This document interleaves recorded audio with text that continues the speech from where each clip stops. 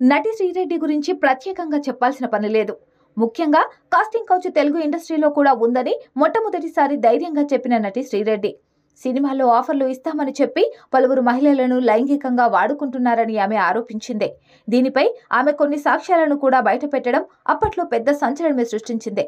ఇక తర్వాత Sri Reddy social media ద్వారా ఫుల్ పాపులారిటీని పెంచుకుంది. తెలుగు ఇండస్ట్రీపై తనదైన శైలిలో విమర్శలు చేస్తూ నిత్యం వివాదాల్లో నిలుస్తుంది. రాజకీయ విమర్శలు చేయడానికి కూడా శ్రీరెడ్డి ఏమాత్రం మొహమాట పడదనే విషయం అందరికీ తెలిసిందే. ముఖ్యంగా జనసేన అధినేత పవన్ కళ్యాణ్, టీడీపీ అధినేత చంద్రబాబులపై ఓ రేంజ్లో ఫైర్ అవుతూ ఉంటుంది. ఆమె ఏపీలో అధికారంలో ఉన్న వైసీపీకి మద్దతుగా ఎన్నో వీడియోలు చేసింది. ఇటీవల జరిగిన ఎన్నికల్లో వైసీపీ ఓడిపోవడంతో ఆ పార్టీ నేతలపై శ్రీరెడ్డి ఆగ్రహం వ్యక్తం చేస్తుంది. తాజాగా మాజీ మంత్రి విడుదల రజనిపై శ్రీరెడ్డి ఓ రేంజ్లో ఫైర్ అయింది.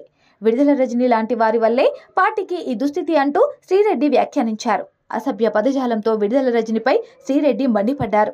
విడుదల రజని టీడీపీ శ్రేణులను రెచ్చగొట్టి గెలవాలని ప్రయత్నించిందని శ్రీరెడ్డి తెలిపారు. విడుదల రజని ఓ చెత్తగా ఆమె అభివర్ణించారు. విడుదల రజనిని పక్కన పెట్టుకుంటే ఇలాగే జరుగుతుందని తాను ముందే చెప్పానని శ్రీరెడ్డి చెప్పుకొచ్చింది.